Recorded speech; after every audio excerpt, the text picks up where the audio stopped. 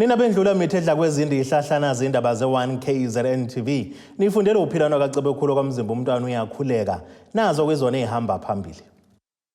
Umsindo weANC ebonakala eDlubhe ese-EFF bafuna Ishenxe ethe kwabezubhera kanti bachonyolwe gwalagwala abasemzinyathi. Sanimukelene nabendloveni amandla kwindaba ze1KZNTV. Ubuholi be-ANC kwisifunda iGeneral Ngizengampanza inyakatho KwaZulu Natal sebuveza ukuthi ukhona umthetho osisekelwa leli hlangano olawula ukuziphatha kwamalunga awo ikakhulukazi aseyikhundleni okufuneka wonke umuntu kawuhloniphe. Le nhlangano isho lokhu kuyiphendula ngesithombe sekhansela layo lakward 5 umasipala kwamaphumulo elibonakala einkundleni zokuxhumana ligqoke isikibha esinophawu lwe-EFF. Lobu buholi balesifunda sebuqinisekisile ukuthi selifikile nakubona udaba lukakhansela wakward 5 uSibusiso Zulu obonakale egqoke isikibha selinye iqembu kodwa ebeyikhansela le-ANC. Chake ngicacisela ukuthi ukhansela wethu waseward 5 uZulu sibonile einkundleni zokuxhumana imbiko ebesigcwele khona ukuthi ukhansela ubonakala egqoke isikibha selinye iqembu lezepolitiki. Mangisho ukuthi ngokomthetho sisekelo we-ANC akuvumelekile ukuthi ilunga le-ANC noma umholi wayo ukuthi abonakale ephakamisa igama lelinye iqembu lezepolitiki noma abonakale egqoke impahla eyeseka lenye iqembu lezepolitiki. Ungunobhala walesifunda uthi abasakutholile nabakusolayo ukuthi ukwenziwa kanje kaZulu kunenhlese yezepolitiki ngoba bathe bemthinta waveza ukuthi lokho kuyisithombe esidala kodwa ngesonto ledlule ngesikhathi ithimba lemthinta uZulu emva kokusabalala kwalesi sithombe waqinisekisa ukuthi ngesakhe kuphela ubesigqokele nje kungesikamfowabo.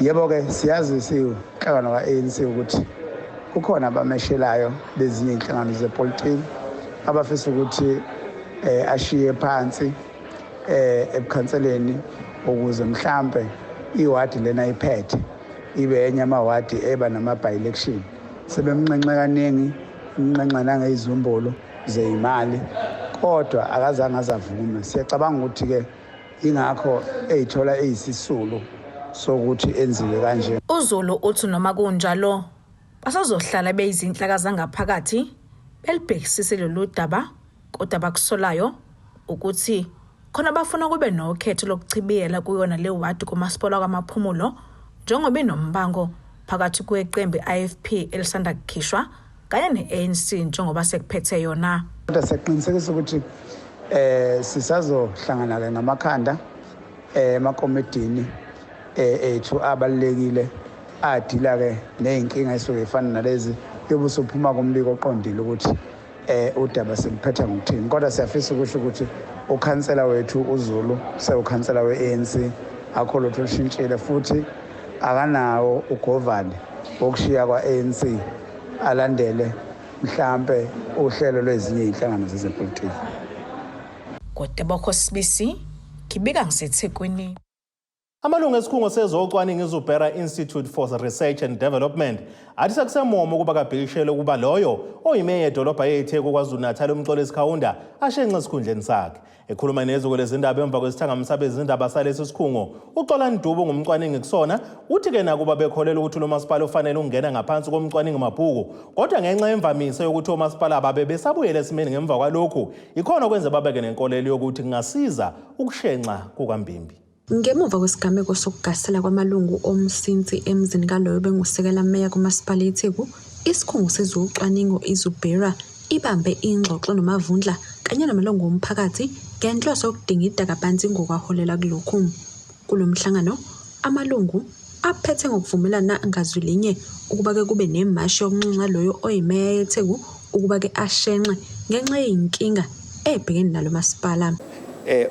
Umeya weTheku umxolo Isikhawunda kufanele ake ashenxe o atikumu kulesi sikhundla akusona and nanokuthi mhlawumbe kubukeka ukuthi ngeke yini kube khona ukuthi kube khona what you call it demolition of the municipality because kulezi zinto zokuthi kube kuthathwe administrator ama municipality amaningi akakwazi ukubuyela esimweni ekade sibe ngcono kepha ke aba much more destroyed and nanokuthi lento eyenzakalayo fanele yenzeke kungabe into yabantu bebala kuphela kepha ikwazi ukufaka nazo zonke ezinye inhlanga and ke ilapho ke kuqhamuka khona njengoba ubona usibe khona nababokudabuka abasendiya nabalabo kuthiwa yini indlebe ekhanyilanga lapho ke abasendiya abanikwe khona umsebenzi ukuthi look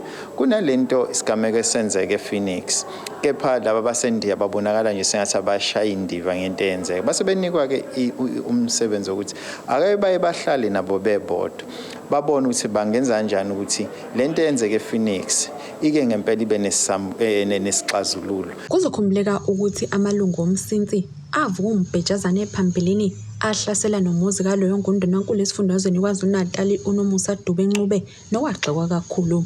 uDube nakuba ke ethi akahlangene nomsinsi kepha akaliboni iphutha kulokhu kwazise abaholi bezombusazwe nabo bayagasela emzini yamalungu omphakathi uma ke beqhubeka imikhankaso yokungena umuzi ngomuzi bekhankasa. I-door to door angikholwa ukuthi inkinga ngoba mina njengesakhamuzi sala eSouth Africa sihlala eindaweni lapho siyesibone khona ama-politicians efika and angikholwa nanokuthi umuntu oyilida yakho owazi ukuthi uhola ngawe uma ekhuluma naye athi our people masufika kuyena usufika usuyisigebengu akasakufuni. Thina ke sikhule sazi ukuthi indlu yelida kusekhaya ukhuluma ngobaba uAchigumede ngezikhathi zodlame indlu yakababa uAchigumede Clement nezinye zasemakhaya ethu zayihlale ivulelwa abantu ukuthi abeze because obaba bethu nabanye baba amalide community and so ngiyaxakeka ukuthi why lama leader engeke akwazi ukuvula igate ahlale nani nabantu abaclaim ukuthi bayabalida. uMavundla obengusihlalo wekomiti lengqalazinda nokuthuthwa kwendle kulomkhandlu uvezeke okuningi okungahambi kahle kulomkhandlu kubalwa iziphehli zamanzi ezingasebenzi ingqalazinda yokuhambisa indle engekho esimeni nokunye okuningi okushaqasayo. Uveze ukuthi inhlelo abenazo zokuvulela icala labo ke abagasela emzini wakhe kangeke besayiqhubha kwazise usesiqonda kangcono izizathu esaholela kulokhu. Uveze ke nokuthi bayaweseka umbono weMashi. Ngizokhumbula ukuthi masisho njalo sasidinwa kakhulu umsinsi mawufika nje uzongena emzini wami. Uma sesihlele kodwa sixoxa sibonisa ukuthi ngempela kwenze njani. Sicabanga ukuthi njengabaholi bepolitiki siyayiqonda ifrustration yabo kanye ukukhathaza kwabo abanakho. Masithi siyakulalela siyakuzwa ukuthi cha eqinisweni akukona ngoba kukubi ingoba ngempela sebeze bedinwa indlela ukuthi abayithola impendulo ngoba osopolitiki akekho imise ukuthi abaphendula athi wenzeni. Iqiniso masixoxa lana lithi akukho nelilodwa ikhansela elingasukuma nje lithi yini eliyenzela abantu babo ababelikhethile. Esikhundleni salokho siyathola ukuthi ajika bengcona asuke ayohlala endaweni ezibizayo ahambe ngeemoto ezibuzayo ukuthi leli khansela mali hamba ngeveni ye1,000,000 rand lithathaphi. Ilokho siyaqonda ke emakhulwini nje cha kusho ukuthi kwangeyona impi esikusho sithi asisebenzisane sephambili sibothi ingqinamba zabantu bethu ngabe izephi. Bonke labantu abala kunabo outer kunabo boss kunakho konke ongathi ucabange nabantu nje sesiyathola ukuthi abantu babuza imibuzo bathothi inkinga bezikephi sikwazi thola ithuba siyichazela ngokwazi kwethuke njenge ABC emkhandweni senze kwakulinda ukuthi sikwenze sayisenza nangaphezulu kwane ingqinamba ke ezikhona. Eyindabeni ze1KZNTV kubi kuntombi khona Mvubu ngiseThekwini. Umasipala uMzinyathi uhalalisela abafundi othisha kanjalo nezikole ezisebenze kahle kumatikuletsheni ngonyaka ka2022.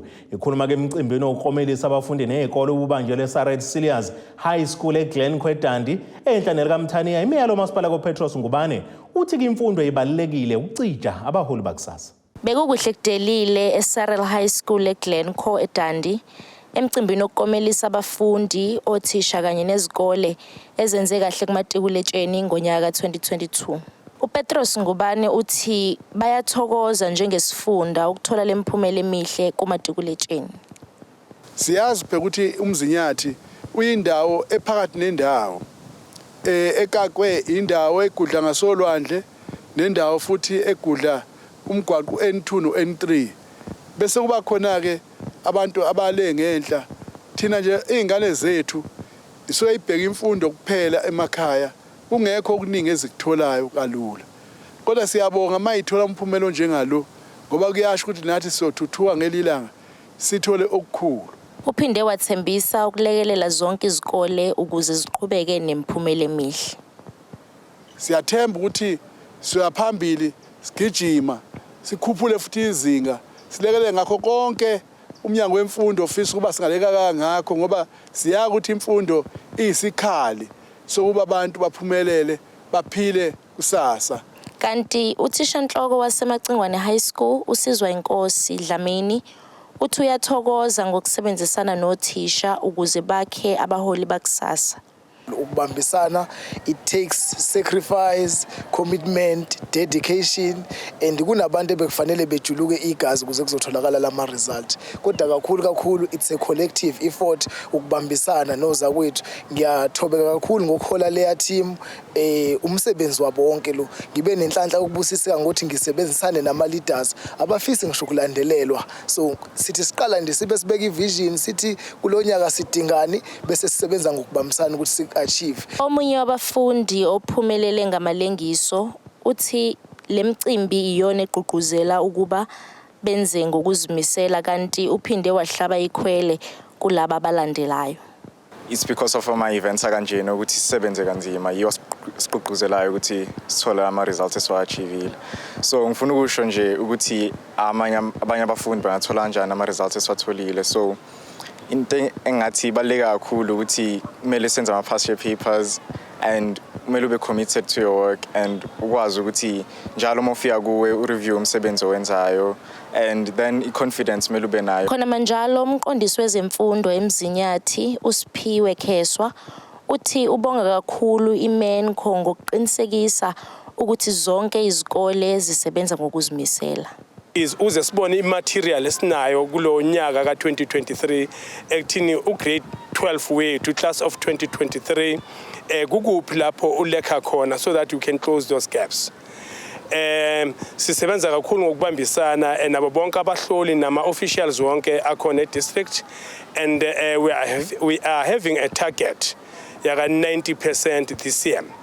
And then can I say that we will work very hard in achieving that. Ezindabeni ze1KZNTV kubika uThobeka Dladla eGlencoe eDandi. Ake sithi ishelele itolo mbukeli siyabuya nezinye izindaba.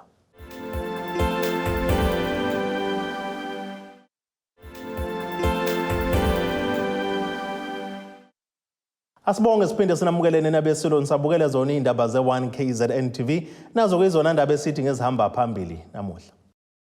Umsindo weANC ebonakala eDlubhe ese-EFF bafuna Ishenxe kwabeZubera kanti baxhonyolwe gwalagwala abasemzinyathi.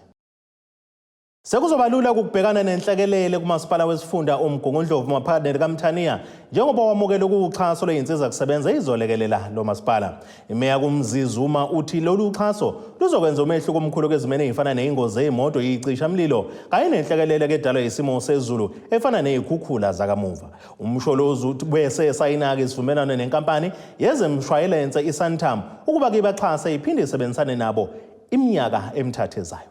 Umnikelo wenkampani yezemshwalense yezimoto uzodlala indima enkulu kumasipala wesifunda uMgungundlovu. Our program provides what I would term a holistic risk management support or solution. So we'll provide capacity building in terms of training the personnel and training the councillors and community members on various programs on how to reduce risks and how to manage risks. We'll provide hardcore equipment, like today we are providing rescue equipment for vehicle rescue, for flood rescue. We'll provide GIS capability, working with the district. We'll provide support for development of climate change adaptation plans. We'll provide support through smoke alarms for vulnerable communities in informal settlements to reduce the risks posed by flooding and fires. We have all seen with the disaster that happened in KZN last year, the vulnerability of this region to flooding. So we want to work with the district to proactively reduce the risks of flooding so that when future flooding incidents happen, we can have less fatalities and less losses as well. Imeya kulomasipala Umzizuma uthe lolu xhaso luzobalekelela kakhulu. Sizokwazi ukuthi silekelele emsebenzini wethu njenge-district. Njenge-district yasinemsebenzi eminingi, abantu abanzi nje bazi ukuthi i-district yenza umsebenzi wamanzi nokuthuthwa kwendle. Siyawenza impela lo msebenzi. Kodwa omunye wemsebenzi esiyenzayo izinto zokuphendula uma kuneyinhlekelele.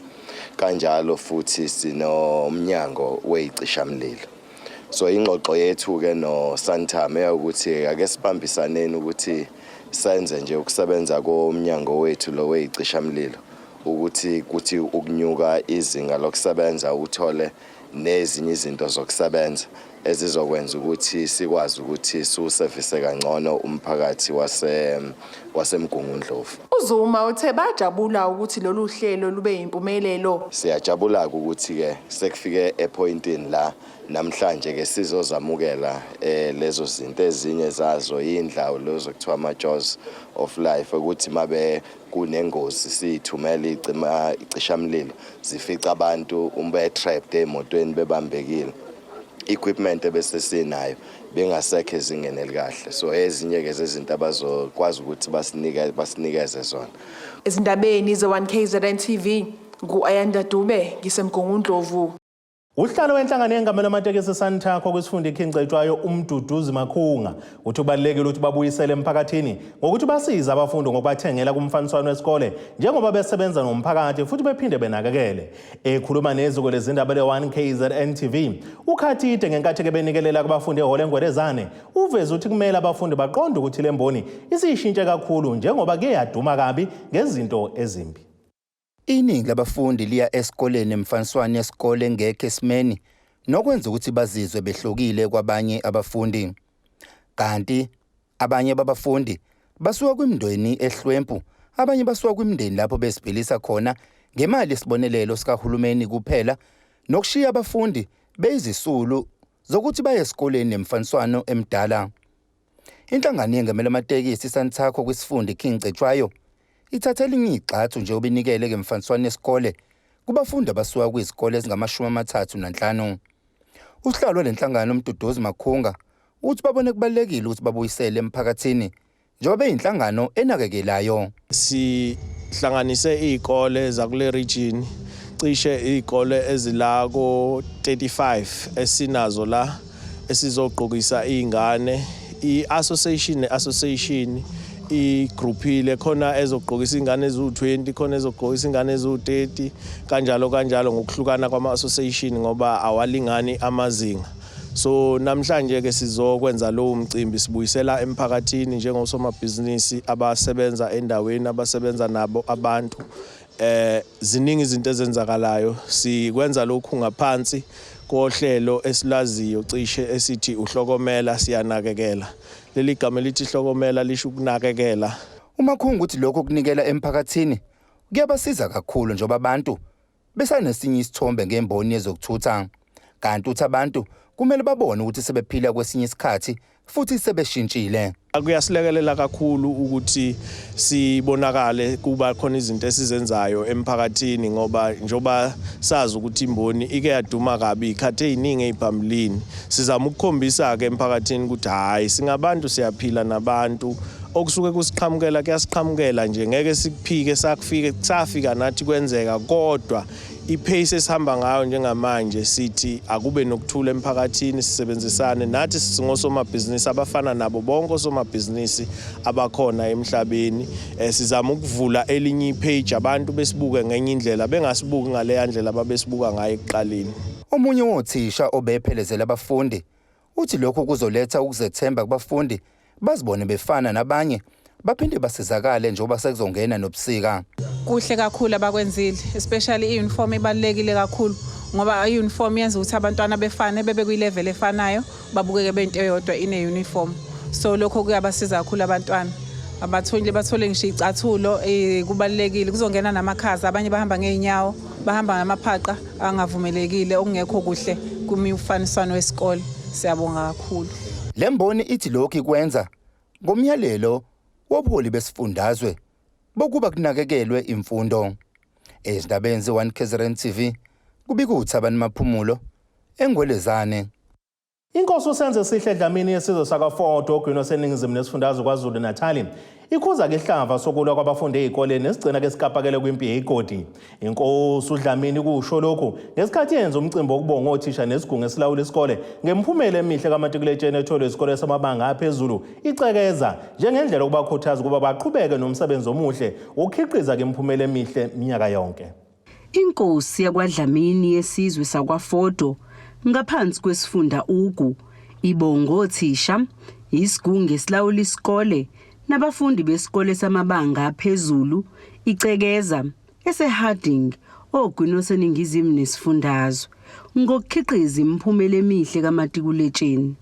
Kanti inkosi ithi lokhu bakwenza minyaka yonke ukuzama ukubakhuthaza ngokuthi baqhubeke nomsebenzi wabo omuhle. So kuloko sithe asize kubona ngoba uzokhumbula ukuthi futhi bathole ama-marks amahle kakhulu kunyaka lo ofile. So ingakho-ke namhlanje sila so sibaphathela izipho-ke kuloko esicabangayo ukuthi zizobajabulisa kakhulu ngoba sibaphathela iy'tifiketi eziwu-3 nesitifiketi sikathishanhloko kunesitifiketi sesitafu. Lesi esinye isitifiketi is just a message eshoyo ukuthi sijabula kangakanani futhi siyabonga. Siyafisa ukuthi iy'ngane lezi ey'khona zigqugquzeleke kakhulu. Ngiyacabanga ukuthi ukuba khona kwethu namhlanje lezi y'ngane ezisemaklasini namhlanje zizogqugquzeleka kakhulu ukuthi ngoba nazo zizofisa ukuthi nazo ngethemu yazo iyenzeke lento. Ubese Egqoke izenzo zodlame ezikoleni wathi lesi sihlava kumele sinqandwe ngoba ukulwa kwabafundi esikoleni kugcina sekukapakele kwimpi yezigodi. Kuyenzeka ukuthi ingane zixabane eklasini kugcine sekuphumela ngaphandle gcine sengenela nezinye izingane ezisuka kwamanye amakhosi. Ngakho leyo nto ingozi kakhulu ngoba once kwakhona ekhipha isikhali elimaze enye inhlophe ngebhadi ishone sekusuka impi njalo kusuka impi yayigodi ukuthi nina nabulala ubani so nathi sifuna ukurevenge. So leyo nto leyo sezeza la esikoleni sazobakhuza ikenzeka lo nto la kulesikole seza sazobakhuza ayimpela abasilalela ngoba njengoba ngisho ukuthi igodi ziningi abanye basuka kwamanye amakhosi so kulula ukuthi kusuka impi. So izinto lezi sizigade kakhulu akusikhona ukuthi masuke silapha enkantolo isikole sisibhekile. Uthishanhloko wakulesi sikole uthi ujabule kakhulu njengoba bebezobongwa ngomsebenzi wabo omuhle. Sithokoze kakhulu dadewethu ukuthi sibone inkosi yesizwe izoncama umsebenzi wethu wokuzikhandla kothisha ukwenza ukuthi ugrade 12 lo wethu ube ugrade 12 ophumelela. Ipercentage esalithola ngonyaka odlulile sathola 87%. Imfihlo yethu ke yokwenza kahle ilele ekuthenini sithola isupport enkulu kwi-Department of Education. Kuma-subject advisors athunyelwa i-department ukubambisana phakathi kwesikole kanye nomphakathi. Ezindabeni ze1KZNTV kube kuZamando Sicele ngiseHarding. Ngokocwaningo lenhlangano eGun Free South Africa balinganisela kuma-30 abantu abadutshulwa ababulawa ngosuku kulelizwe. Le nhlangano isinxusa uhulumeni wakuleli ukuba enze okuthile malungana nokuqoqwa kwebhamu engekho emthethweni ukulisana nokubulawa kwabantu. Kamuva nje isifundazwe kwaZulu Natal kubonakala inqwaba yezigameko zokubulawa kwabantu nezishiye kumphakathi ushaqekile. Sekuphenduke insakavukela umchilo wesidwaba ukubulawa kwabantu ngokudutshulwa esifundazweni kwaZulu Natal njengoba kuleli viki belinganiselwa eshumini abantu abadutshuliwe babulawa kwisigameko ezahlukene.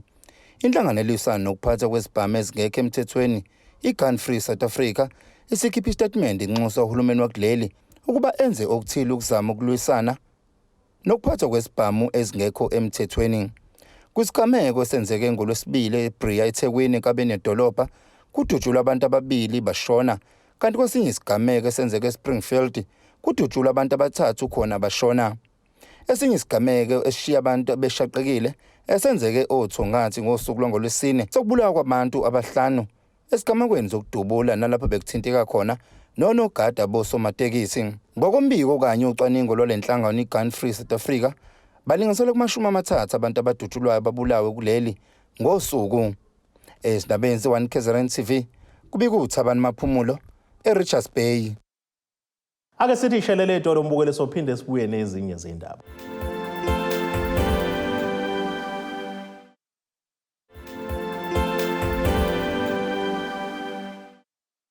Nina bendloveni amandla siyabonga ukuthi mphinde nihlale nathi uzona indaba ze1KZNTV. Nazi indaba kuyizona esithi ngezihamba phambili namuhla. Umsindo we-ANC ebonakala edlubhe ese-EFF bafuna Ishenxe ethe kwabeZubera kanti bachonyolwe egwalagwala abasemzinyathi. Ake sibheke enkosini yezomnotho.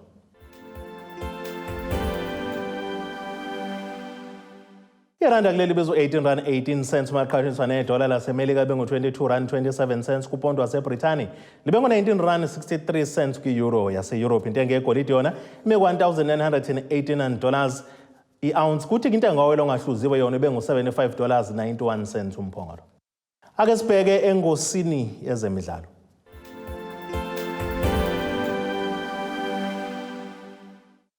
Ubuyile eqenjini esizwe leBanyana Banyana uNomvula Khoyale wayekade ingxenye yeqembu elanqoba iWomen's Africa Cup of Nations iWAFCON nyakenye. Usaqaleka imidlalo kemhlanu selokhu angasayiniswa iTS Galaxy Queens ekuqaleni kwesizini yeSuper League.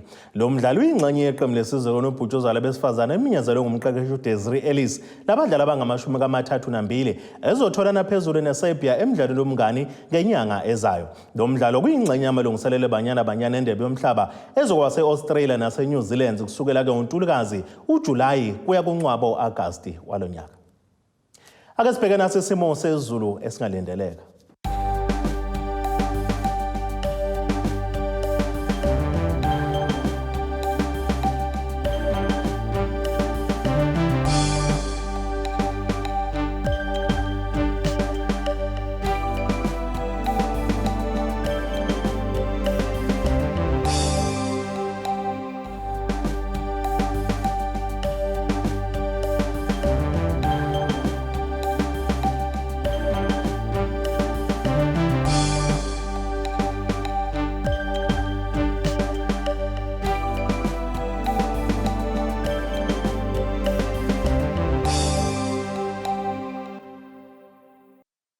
Nina bomlilo othatha ushisa ikhotha zasedlebe kokosha neyisemabedlana kwamzimba umntwana nethimba lonke le indaba sesithi khulu.